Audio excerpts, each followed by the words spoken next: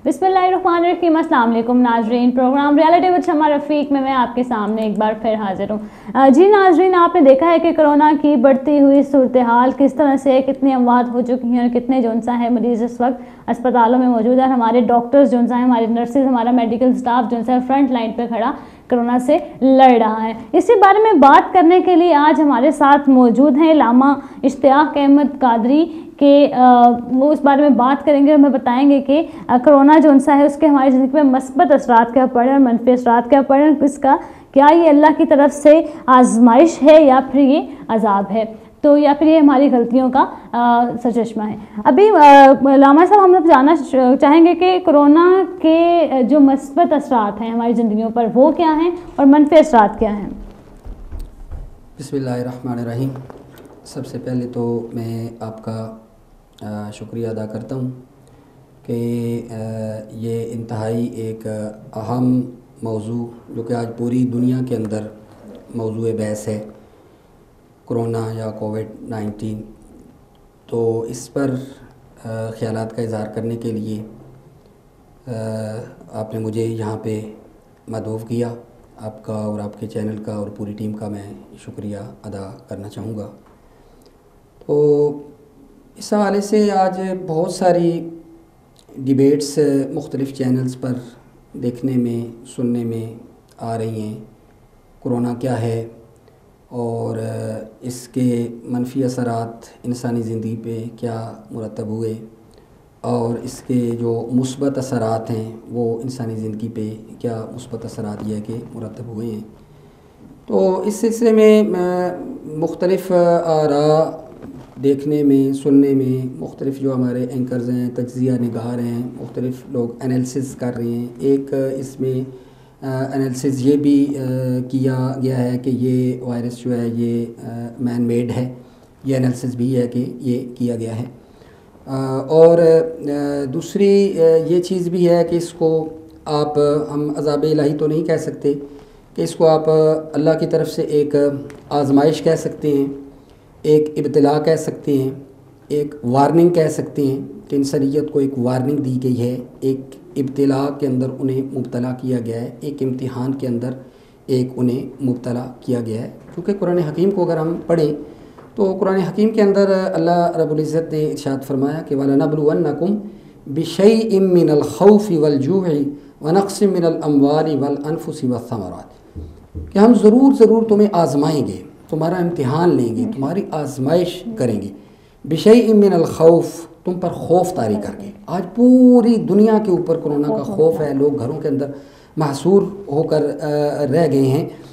तो एक खौफ की कैफियत और एक डर की कैफियत यह है कि वो तारी है। बिशैइन मिनल खौफी वल जूए, भूख, अफलास, इसके ज़रिए हम तुम्हें आज़माएंगे। तुम पर भूख मुसल्लत कर दी जाएगी, अफलास तुम पर मुसल्लत कर दिया जाएगा, कहत तुम पर का साली मुसल्लत कर दी जाएगी। वनक़्सिम मिनल अम्वाल, मालों में कमी करके, कारोबारों के अंदर नुकसान करके हम तुम्हारा इम्तिहान लेंगे, आजमाइश लेंगे। वल अनफुस, जानों के अंदर कमी करके अमवात होंगी इसमें। तो ये अल्लाह की तरफ से आजमाइश है। और मुख्तलिफ़ अदवार में अगर आप मुतालिया करें तो एक सदी क़बल 1920 के अंदर भी इसी तरह का एक वबा वो ज़ाहिर हुई थी। और गुज़श्ता दिनों में एक पढ़ रहा था कि ये पिछले 4 जो हमारी सदियाँ हैं उसमें हर एक सदी के बाद यह इस तरह एक वबा जिसे आप कह सकते हैं वो हुई, और जिसमें बहुत सारी लाखों की तादाद में ये अमवात या कि वो वाक़या हुई हैं। तो अल्लाह रब्बुल इज़्ज़त की जानिब से अब इसके असबाब क्या हैं, इस इब्तिला के अंदर इंसानियत को क्यों मुब्तला किया गया। पूरी इंसानियत जिसमें मुस्लिम भी हैं, यहूद भी हैं, क्रिश्चियंस भी हैं, सारी दुनिया के जितने मज़ाहिब से ताल्लुक़ रखने वाले लोग हैं वो सारे के सारे इससे ये मुतासिर हैं। और बल्कि इस्लामी दुनिया इस से कम मुतासिर हुई है और जो दीगर मज़ाहिब के लोग हैं वो ज़्यादा इससे मुतासिर हुए हैं। تو اس کے بہت سارے اسباب اس آزمائش کے اور اس امتحان کے تلاش کیے جا سکتے ہیں. ان میں سے میرے خیال میں ایک سبب جو ہے وہ میں اپنی ناقص رائے کے مطابق میں پیش کرنا چاہوں گا کہ دنیا میں اس وقت مسلم دنیا پر جو ظلم و ستم ہو رہا ہے، آپ اس کو دیکھیں کہ پوری دنیا کے اندر مسلمان کا خون جو ہے وہ اتنا سستا ہو چکا ہے، اتنا ارزاں ہو چکا ہے کہ وہ پانی سے بھی زیادہ سستا ہو چکا ہے، اور پوری دنیا کے اندر مسلمان وہ ظلم و ستم کا شکار ہو رہے ہیں. آپ دیکھ سکتے ہیں کشمیر کے اندر کیا ہو رہا ہے، اور فلسطین میں مسلمانوں کے ساتھ کیا ہو رہا ہے، برما میں کیا مسلمانوں کے ساتھ ہو رہا ہے، شام ہے، عراق ہے، دیگر جو ممالک ہیں ان میں کیا مسلمانوں کے ساتھ یہ ہے کہ یہ ہو رہا ہے. تو بلکہ وہ میں نے ایک پڑھا کہ ایک شامی بچی جو تھی اس نے دم توڑتے وقت یہ کلمات کہے تھے کہ میں اپنے رب کو جا کے سب کچھ بتا دوں گی کہ دنیا میں میرے ساتھ کیا یہ کیا گیا. اور اسی طرح جو ایک عراقی بچی جب اس کی جان نکل رہی تھی تو اس نے ایک صحافی کو کہا کہ آپ میری ویڈیو مت بنانا اس لیے کہ میں بے حجاب ہوں. اسی طرح ایک جو فلسطینی بچہ تھا، بھوک مسلط ہوئی اور بھوک سے نڈھال ہو کر اس نے اللہ کی بارگاہ کے اندر التجا کی کہ یا باری تعالیٰ مجھ سے یہ زندگی لے لے، مجھے ایسی زندگی نہیں چاہیے، اور تاکہ میں جنت میں جا کے کم از کم میں کھانا کھا سکوں. تو مسلمانوں پر دنیا میں، پوری دنیا میں ہونے والے یہ مظالم ہیں، تو اللہ رب العزت نے چاہا کہ ان جو مسلمانوں کے پر مظالم ہو رہے ہیں تو ان کا ازالہ کیا جائے، اور اس کی جو مشیت ہے، اگر اللہ چاہے تو ایک قرآن اس بات پہ گواہ ہے کہ بڑی بڑی جو سپر طاقتیں تھیں، آپ تاریخ کو پڑھیں کہ کس طریقے سے وہ نیست و نابود کر دی گئی. اس میں قرآن حکیم کے اندر اصحاب فیل کا واقعہ وہ بیان کیا گیا کہ ابرا کا جو لشکر تھا، جب وہ خانہ کعبہ کو، اللہ کے گھر کو گرانے کے لیے آتا ہے اپنے پورے کر و فر کے ساتھ، 60,000 کا لشکر ہے، اس کے اندر 9 یا 12 ہاتھی ہیں، تو وہ سارے کے سارے اب آ رہے ہیں اللہ کے گھر پر حملہ کرنے کے لیے آ رہے ہیں، گرانے کے لیے آ رہے ہیں. تو اب اللہ رب العزت نے اپنے گھر کی حفاظت کیسے کی کہ ابابیل جو چھوٹے چھوٹے پرندے تھے انہیں بھیجا، جو جھنڈ کے جھنڈ آئے، اور ہر ایک کے پاس 3 کنکریاں تھیں. ایک کنکری اس کی چونچ میں تھی ہر ایک پرندے کی، اور ایک ایک جو کنکری تھی وہ ان کی جو پنجے تھے ان کے اندر تھی. تو اب وہ جو کنکریاں تھیں، اب وہ اتنا بڑا لشکر ہے، تو چونکہ خدائی اہتمام تھا، اپنے گھر کی حفاظت اللہ نے کرنی تھی، اور اللہ اگر چاہے تو اپنے گھر کی حفاظت یہ ہے کہ وہ پرندوں کے ذریعے بھی ہے کہ وہ کروا سکتے ہیں. قرآن اس بات پر گواہ ہے، تاریخ اس بات پر یہ ہے کہ گواہ ہے. قرآن پاک نے سورہ فیل میں بڑی تفصیل سے اس کو بیان کیا. الم تر کیف فعل ربک باصحاب الفیل الم یجعل کیدہم فی تضلیل وارسل علیہم طیرا ابابیل ترمیہم بحجارۃ من سجیل فجعلہم کعصف مأکول. کی تو اب وہ کنکریاں جس وقت انہوں نے وہ ان پرندوں نے وہ پھینکی، تو وہ کنکری اتنی، چونکہ وہ جہنم کی بھٹی کے اندر تیار ہو کر آئی تھی، اور وہ ایٹم بم کا کام کر رہی تھی، اور وہ اس کی حجم کیا تھا، وہ چنے یا مسور کے دانے کے برابر تھی. وہ جو کنکریاں تھیں وہ چنے کے دانے یا مسور کے دانے کے وہ برابر تھیں. تو اب جب وہ کنکری یہ ہے کہ وہ لگی تو ان کی خودوں سے ہو کر، ان کی زروں سے ہو کر، ان کے جسموں کو چیرتے ہوئے، اور ان کے وہ جو ہاتھی تھے اور جو اونٹ یا جو سواریاں تھیں ان کو چیرتے ہوئے وہ زمین پر یہ کہ وہ جا کر وہ لگیں. تو اس سے کیا ہوا کہ ان کے جسم کے اندر وہ چیچک پیدا ہو گئی، ان کا جسم خون آلود ہو گیا، اور اسی طریقے سے اللہ رب العزت نے انہیں ہلاک کیا. اور خود جو ابرا تھا وہ بچا کر یہ کہ وہ اپنا جو دارالسلطنت صنعا تھا وہاں تک پہنچا، اور وہ ایک خوبصورت جوان، کڑیل جوان، اور بالکل چوزے کی طرح یہ ہے کہ وہ کمزور ہو چکا تھا، اور وہاں صرف اور صرف کیا اللہ رب العزت یہ دکھانا چاہتا تھا کہ اگر میں چاہوں تو اپنے گھر کی حفاظت وہ خدائی لشکر کے یہ چھوٹے چھوٹے جو پرندے ہیں وہ ان سے بھی میں کر سکتا ہوں. اسی طرح دوسرا واقعہ میں یہاں پہ کوٹ کرنا چاہوں گا کہ نمرود کا واقعہ، کہ دیکھیں نمرود جس نے بادشاہی کا دعویٰ کیا تھا، اتنی بڑی اس کی سلطنت تھی، حکومت تھی، سب کچھ اس کے پاس تھا، لیکن اللہ رب العزت نے اب جب اس کو ہلاک کرنا چاہا تو اللہ نے اپنی مخلوق میں سے ایک بالکل ادنا سا جو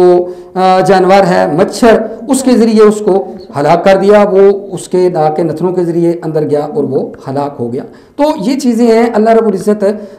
یہ دکھانا چاہتا ہے، اور ہر دور کے اندر یہ ہے کہ یہ مختلف قسم کے واقعات وقوع پذیر ہوتے رہتے ہیں۔ تو اللہ تعالیٰ یہ قیامت تک کے آنے والے انسانوں کو یہ دکھانا چاہتا ہے کہ تم جتنے بھی ترقی کر جاؤ، تمہاری سائنس ٹیکنالوجی جتنی بھی آگے بڑھ جائے، اگر میں چاہوں تو ایک نہ نظر آنے والی چیز کے ذریعے بھی میں تمہیں تباہ اور برباد کر سکتا ہوں، اور تمہیں ہلاک کرنے پر میں قدرت رکھتا ہوں۔ تو یہ اسباب تھے۔ دیکھیں ایک ملک نے حجاب پر پابندی لگائی تو اللہ نے کیسا اہتمام کیا کہ آج پوری دنیا وہ حجاب کے اندر چلی گئی، مرد ہیں عورتیں ہیں سب نے ماسک لگائے ہوئے ہیں اور وہ حجاب کے اندر یہ ہے کہ یہ چلے گئے ہیں۔ تو کرونا سے ہماری زندگی پر منفی اثرات؟ جی پہلے میں جی منفی جو اثرات ہیں اس حوالے سے کچھ میں عرض کرنا چاہوں گا کہ اس کرونا کی وبا کی وجہ سے چونکہ یہ ایک عالمی صورت اختیار کر گئی ہے اور دنیا میں تقریباً 2.5 لاکھ کے لگ بھگ لوگ لقمۂ اجل بن چکے ہیں، تو پوری کی دنیا کی جو معیشت ہے وہ پوری دنیا کی معیشت ایک تفتح و بالا ہو گئی، تباہ و برباد ہو گئی، جتنی بھی ہے وہ تباہ ہو گئی ہے۔ تو پوری دنیا میں کاروبار متاثر ہوئے، لوگوں کے کاروبار بند پڑے ہیں، فیکٹریاں بند پڑی ہیں، ملازمین کو فارغ کیا جا رہا ہے۔ اور آج میں خبروں میں سن رہا تھا کہ فارن کنٹریز سے جتنے بھی ہمارے پاکستانی ہیں مختلف ممالک کے اندر وہ کام کر رہے تھے، انہیں فارغ کیا جا رہا ہے اور انہیں واپس اپنے وطن پاکستان بھجوایا جا رہا ہے۔ تو یہ کرونا کا جو سب سے بڑا جو منفی اثر وہ پڑا کہ ہماری جو پوری دنیا کی جو معیشت تھی وہ ساری کی ساری دھڑام سے نیچے آ گئی ہے، اور بہت بری طرح وہ پوری دنیا کی معیشت وہ متاثر ہوئی ہے۔ اس کے ساتھ ساتھ جو نظام زندگی ہے وہ مفلوج ہو کر رہ گیا ہے۔ لاک ڈاؤن کی وجہ سے لوگ اپنے گھروں میں محصور ہو کر رہ گئے ہیں اور اپنے گھروں کے اندر قید ہیں، اور جو لاک ڈاؤن ایک فیصلہ کیا گیا ہماری گورنمنٹ کی طرف سے، باقاعدہ اس کا لاک ڈاؤن کا کنسیپٹ اسلام کے اندر موجود ہے۔ نبی اکرم صلی اللہ تعالیٰ علیہ وسلم نے ارشاد فرمایا کہ جب کسی علاقے کے اندر کوئی وبا پھوٹ پڑے، طاعون یا کوئی اور وبا پھوٹ پڑے، تو جو لوگ وہاں پہ موجود ہیں انہیں چاہیے کہ وہ وہیں پہ رہیں اور وہاں سے باہر نہ جائیں، اور جو لوگ باہر ہیں انہیں چاہیے کہ وہ وہاں سے اس علاقے کے اندر، اس بستی، اس شہر کے اندر نہ داخل ہوں۔ اسے لاک ڈاؤن کہا جاتا ہے، یہ تصور اسلام نے یہ ہمیں عطا فرمایا ہے۔ تو اس لاک ڈاؤن کی وجہ سے لوگ اپنے گھروں کے اندر محصور ہیں، ان کے جو کاروبار ہیں وہ بند ہو چکے ہیں، اور ایون کہ نوبت یہاں تک پہنچ چکی ہے کہ جو ہمارے تمام مذاہب کے جو عبادت خانے تھے ان پر تالے پڑ گئے ہیں، اور حرمین طیبین میں عمرے پر پابندی لگا دی گئی، روزہ رسول میں حاضری پر وہ پابندی عائد کر دی گئی ہے۔ ہم دعا گو ہیں اللہ رب العزت سے کہ اللہ تعالیٰ اس وبا کو جلد از جلد یہ ہے کہ وہ اس کا خاتمہ فرمائے، اور تاکہ امت مسلمہ جو ہماری محبتوں کا، ہماری عقیدتوں کا، ہمارا ایمان کا جو مرکز ہے حرمین طیبین کی، وہ سرزمین ہم دوبارہ اپنی آنکھوں سے حرمین طیبین کی ہم زیارت وہ کر سکیں۔ تو اسی طرح تعلیمی ادارے آپ کے سامنے ہیں وہ بند پڑے ہیں، اور جو مذہبی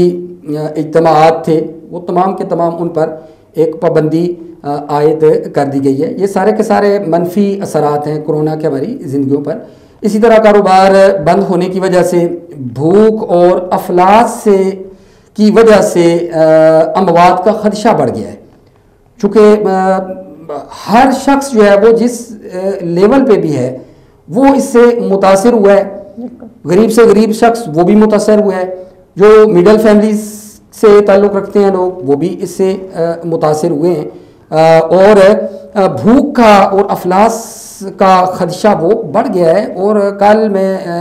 سن رہا تھا کہ ہمارے وفاقی وزیر اسد عمر صاحب کہہ رہے تھے کہ 4 میں سے ایک شخص، ہر 4 میں سے جو ایک شخص ہے وہ بھوک سے متاثر ہے۔ تو یہ ایک بہت بڑا یہ ہے کہ یہ فیکٹ ہے کہ یہاں تک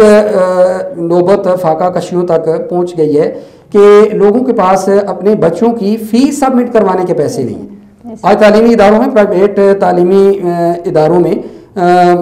10% فی جمع ہو رہی ہے اپریل کی یا مئی کی، یا 15% یا 20 یا 25%. کم لوگ ہیں جو جمع کر رہے ہیں، مجبوری ہے ان کی، اس لیے کہ کاروبار بند ہونے کی وجہ سے یہ ہے کہ وہ سارے کا سارا نظام جو ہے وہ ڈسٹرب ہے. تو تعلیمی ادارے تو اپنی بقا کی جنگ لڑ رہے ہیں. انتہائی کٹھن وقت ہے، مشکل وقت ہے، اس پہ کمپرومائز کرنا چاہیے. تعلیمی ادارے بھی کمپرومائز کر رہے ہیں، اور جو ہماری حکومت نے اعلان کیا ہے 20% ڈسکاؤنٹ کا، تعلیمی ادارے الحمدللہ وہ ڈسکاؤنٹ بھی پبلک کو دے رہے ہیں. اور تو اپنی بقا کی اس وقت ہمارے تعلیمی ادارے وہ جنگ لڑ رہے ہیں. اور بعض ادارے تو ایسے ہیں کہ جو دیوالیہ ہو کر بند ہو گئے ہیں، اور تعلیمی اداروں کے جو آنرز ہیں ان کے پاس سٹاف کو دینے کے لیے فنڈز وغیرہ نہیں ہیں. کہ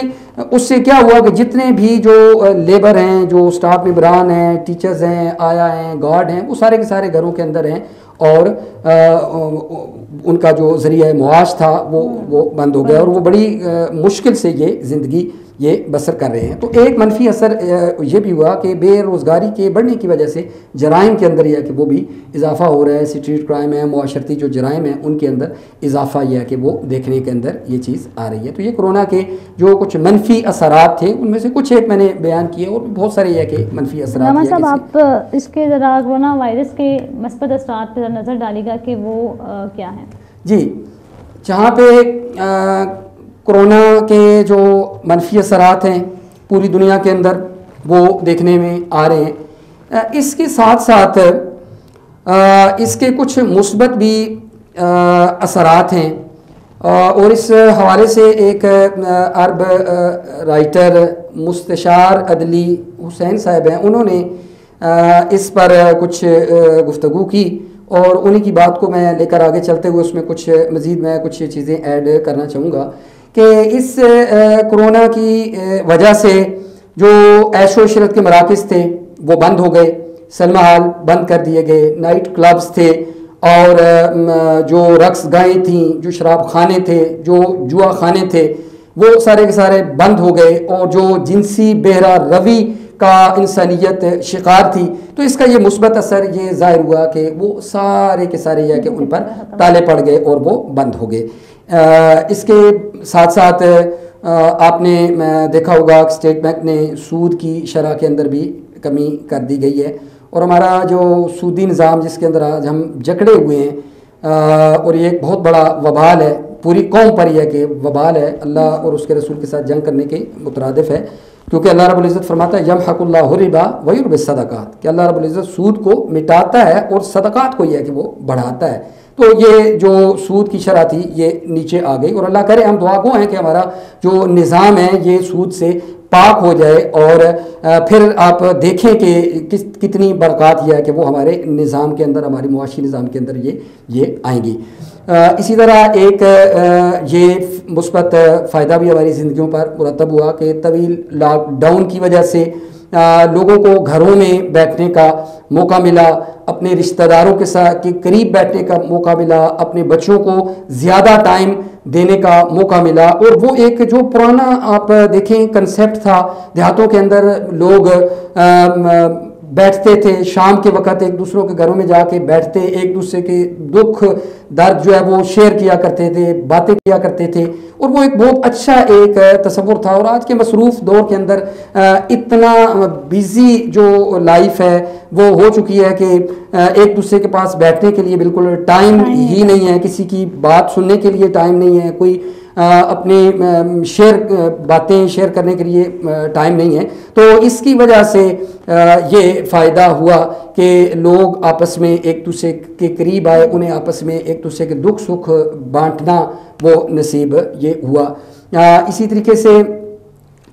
عالمی ادارہ صحت جو ہمارا پوری دنیا کا ادارہ ہے، وہ اس بات کے کرنے پر وہ مجبور ہو گیا کہ شراب پینا یہ تباہی ہے.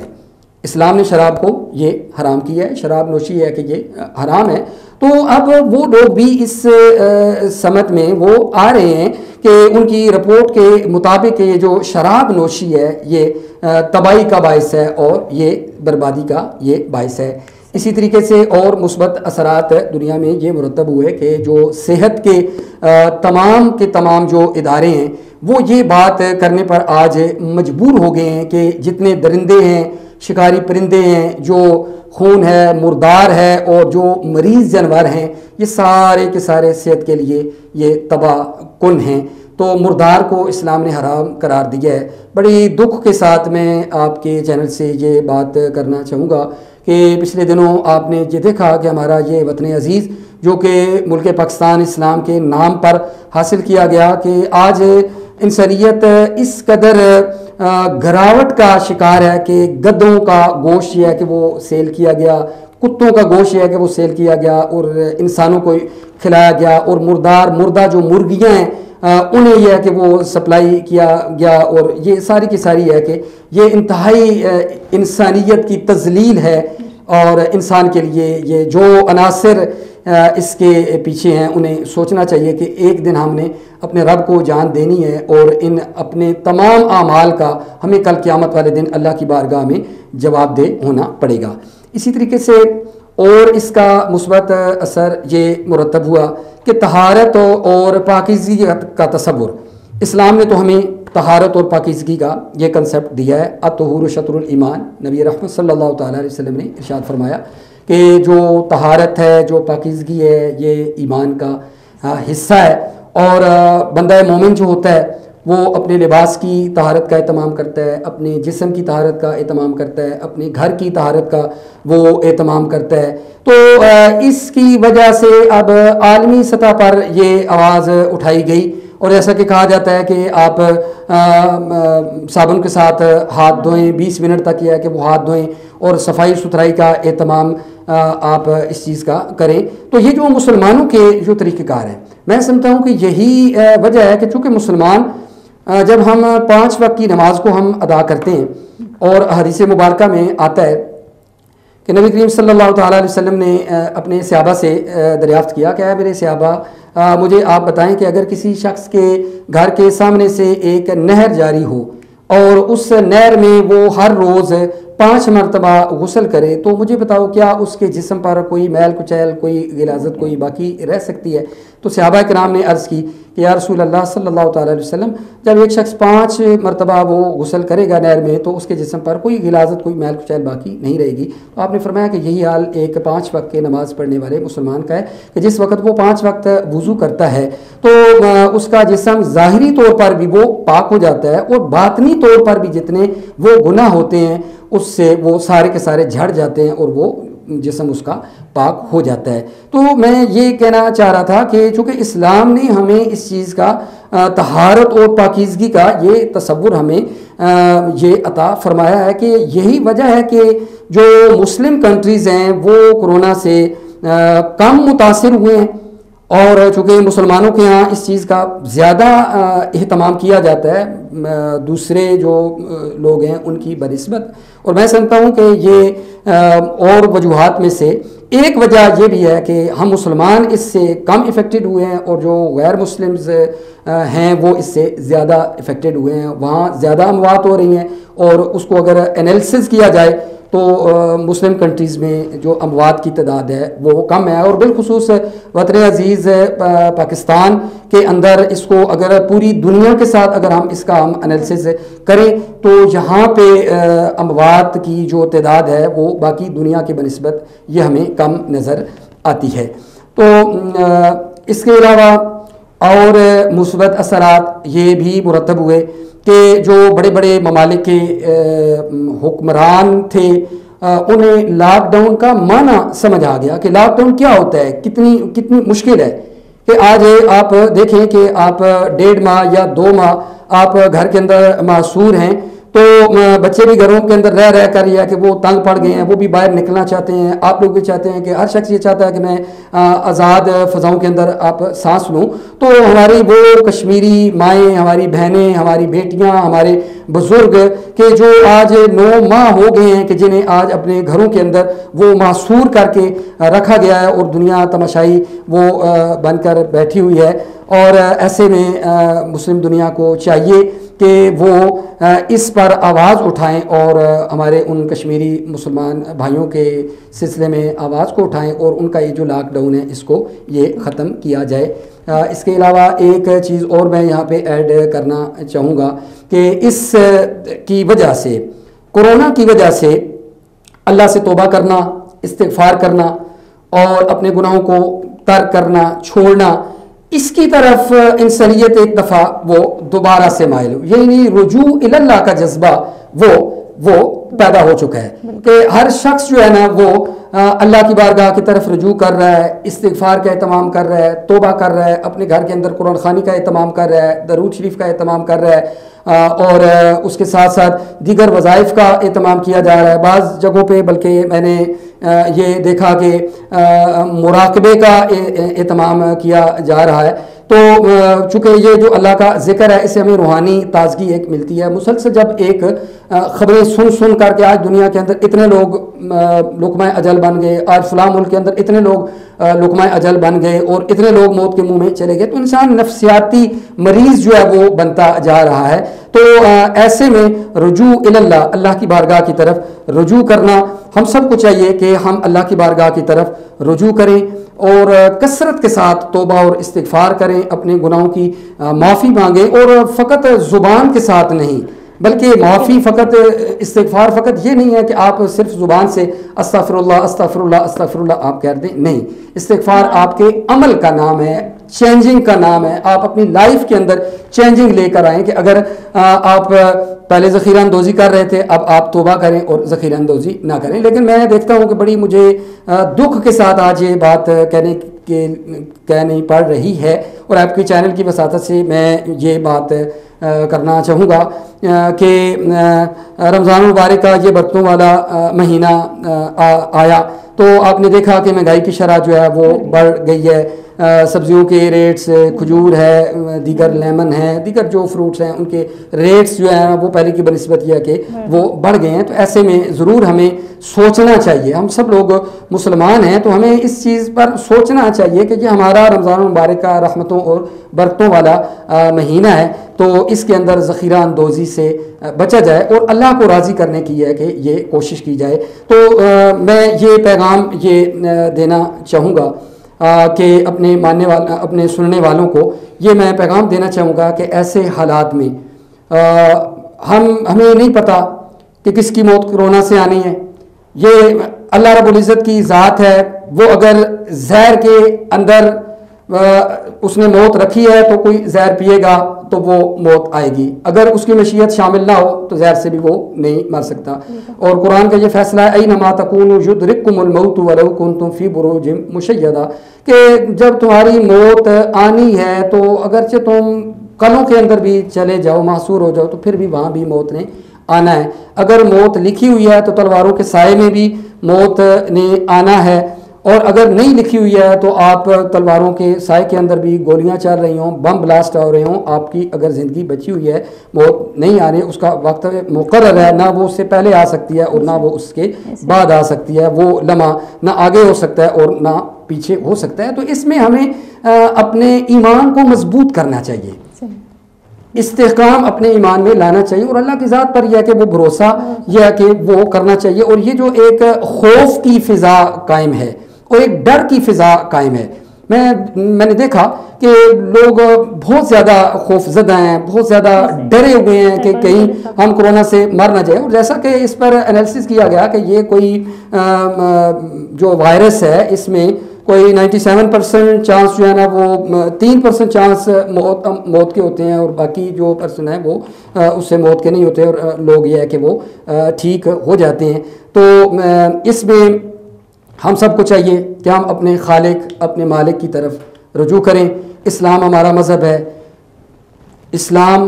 پوری دنیا کے لیے امن کا پیغام دیتا ہے۔ قرآن ہماری لا ریب کتاب ہے جس کے اندر پوری زندگی گزارنے کے جو اصول ہیں اور ضوابط ہیں وہ موجود ہیں۔ ہمیں اسلام کے ساتھ جڑ جانا چاہیے، ہمیں اپنی نشست و برخاست، اٹھنا بیٹھنا، اپنی محافل کو پاک کرنا چاہیے، اور جتنا ہو سکے ہمیں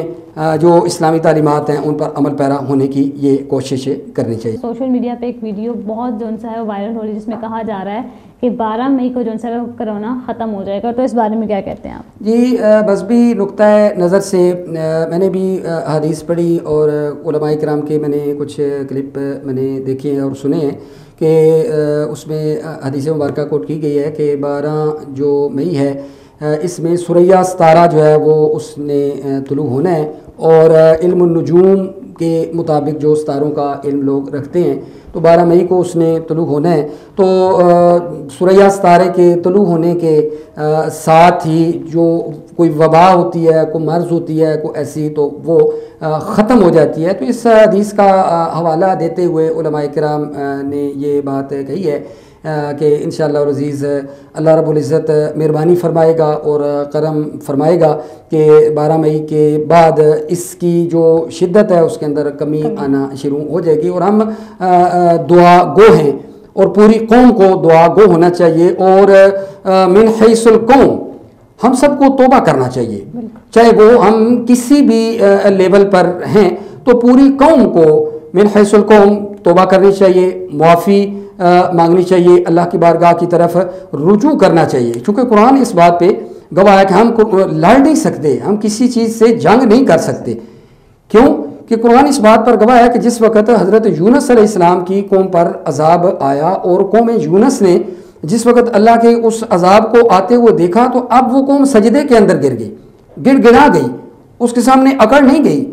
اور انہوں نے یہ نہیں کہا کہ ہم اللہ کے اس عذاب کے ساتھ یا کہ ہم نے لڑنا ہے اور ہم نے جنگ کرنی ہے, بلکہ قوم کیا ہوئی, سجدے کے اندر گر گئی, جھک گئی. تو اللہ کی بارگاہ میں جھکنے کی وجہ سے اللہ رب العزت نے وہ اپنا جو عذاب تھا وہ ٹال دیا. تو ہم سب کو اسی طریقے سے چاہیے کہ ہم اللہ کی بارگاہ کی طرف رجوع کریں, صلاۃ توبہ پڑھیں, توبہ اور استغفار کریں, اور اللہ سے گڑ گڑا کر سچے دل سے ہم معافی مانگیں. تو کوئی بعید نہیں ہے کہ اللہ رب العزت ہماری اس دعا کو قبول نہ کرے. ہے کہ بحیثیت مسلمان لاک ڈاؤن کے دوران جو سے ہمارا کردار کیسا ہونا چاہیے؟ جی بحیثیت مسلمان لاک ڈاؤن کے دوران ہمارا کردار یہ ہونا چاہیے, چونکہ اس میں شعبہ زندگی سے تعلق رکھنے والے ہر شخص اس ٹائم وہ ڈسٹرب ہے. تو اس میں نمبر 1 تو ہمیں چاہیے کہ جو لوگ مالک مکان ہیں وہ اپنے کرایہ داروں کا کرایہ, یا تو اگر ان کے مالی حالات اس چیز کی انہیں اجازت دیتے ہیں, وہ ان کا 1 ماہ کا 2 ماہ کا جب تک یہ لاک ڈاؤن ختم نہیں ہوتا, لوگوں کا جو کاروبار ہے وہ جب تک بحال نہیں ہوتا, تو ان کا کرایہ وہ معاف کر دیں اگر پاسبل ہے, یا ہاف کرایہ لے لیں, ہاف یہ ہے کہ وہ معاف کر دیں, یا اس کے اندر انہیں کچھ ریلیکس دے دیں, اور چلیں ابھی آپ کے پاس پیسے نہیں ہیں تو اس کو تھوڑا سا آپ آگے جب آپ کے پیسے ہوں گے تو تھوڑا تھوڑا کر کے آپ کو دے دیں. تو اس سلسلے میں ضروری ہے کہ وہ کوارڈینیشن لوگوں کو کرنی چاہیے. اور چونکہ یہ جو ہمارا نظام زندگی ہے, اللہ رب العزت نے تمام لوگوں کی حاجتیں اور ضرورتیں وہ ایک دوسرے کے ساتھ متعلق کر دی ہیں. اگرچہ ابھی لاک ڈاؤن کے اندر نرمی آئی ہے اور وہ کچھ کام جو ہے وہ کھولے گئے ہیں, لیکن چونکہ لوگوں کی ضرورتیں حاجتیں ایک دوسرے کے ساتھ متعلق ہیں, جو کوئی دکانیں وغیرہ کھلی ہیں, شاپس وغیرہ کھلے ہیں, تو وہاں بھی ان کا کاروبار اس طریقے سے نہیں چل رہا جیسا کہ وہ پہلے چل رہا تھا. چونکہ ایک کچھ طبقات ایسے ہیں کہ جو سٹل وہ لوگ گھروں میں بیٹھے ہوئے ہیں اور ان کی جو کاروبار ہیں وہ بند ہیں, تو جس کی وجہ سے جو لوگ جن کی شاپس وغیرہ کھلی ہیں, کاروبار کھولے گئے ہیں, تو ان کے بھی اس طریقے سے وہ کاروبار نہیں چل رہے ہیں. تو اس لیے اس میں ریلیکس دینا چاہیے, اور اس کے ساتھ ساتھ ہمیں تلاش کرنا چاہیے, تلاش کر کے ایسے سفید پوش لوگ ہمارے معاشرے کے اندر کہ جو نہ تو کسی کے سامنے اپنی بات کو بیان کر سکتے ہیں, آج ان پر بھی افلاس آ گیا, یہ مشکل ٹائم آ گیا, نہ وہ کسی کے سامنے ہاتھ پھیلاتے ہیں, بھیک مانگتے ہیں. تو ایسے لوگوں کو ہمیں چاہیے کہ ہم اپنے معاشرے میں, اپنے گرد و پیش میں, اپنے رشتہ داروں میں دیکھیں. سب سے پہلے رشتہ داروں کا حق ہوتا ہے, رشتہ داروں میں دیکھیں. اگر کوئی ایسا رشتہ دار غریب ہے اس کے گھر ہم راشن پہنچائیں, اور اس کے ساتھ ساتھ رشتہ داروں کے بعد اپنے اڑوس پڑوس میں وہاں پہ دیکھیں, اگر وہاں پہ لوگوں کی مدد کی جائے, اور اس کے ساتھ ساتھ پھر اپنے محلے کی سطح پر, پھر اپنے کالونی کی سطح پر, پھر شہر کی سطح پر, پھر ملک کی سطح پر اس چیز کا یہ ہے کہ اہتمام یہ کیا جائے. صحیح. مولانا صاحب آپ کا بہت بہت شکریہ کہ آپ نے ہمیں کرونا کے حوالے سے جو ہے مذہبی باتیں بھی بتائیں اور ہمیں کس طریقے سے جو ہے اپنے آپ کو اس دوران اس وبا سے کا سامنا کرنا، کس ہمت سے سامنا کرنا ہے. آپ کی تشریح آوری کا بہت شکریہ. جی ناظرین، آپ نے دیکھا کہ ہمیں اس وقت جو ایک آزمائش میں ہے، تو اس آزمائش میں ہیں تو ظاہری بات ہے ہم بیگم مسلم جو ہے ہمیں ثابت قدم بھی رہنا چاہیے، کیونکہ اللہ تعالیٰ اپنے بندے کو آزماتا ہے. تو اس میں ساتھ ہے کہ اپنے آپ کو جو ہے سیف رکھیں، اپنا بھی خیال رکھیں، دوسروں کا بھی خیال رکھیں، کیونکہ ہمیں اپنے ملک کی قوم کی معیشت کو بھی چلانا ہے. تو اس کے لیے جو ہے ہمیں سوشل ڈسٹینس کو مینٹین رکھنا پڑے گا. ایسی بہت سی باتیں سامنے آ رہی ہیں جن میں دیکھا جا رہا ہے کہ لوگ اس طرف دھیان نہیں دے رہے، کہیں جگہوں پہ جو اس بات کو بادر ہی نہیں کیا جا رہا. تو پلیز خدا را اپنے آپ کو جو ہے سیف رکھیں، کیونکہ آپ خود سیف ہوں گے دوسروں کو سیف رکھ سکیں گے. مجھے دیجیے گا اگلے پروگرام تک کے لیے اللہ حافظ.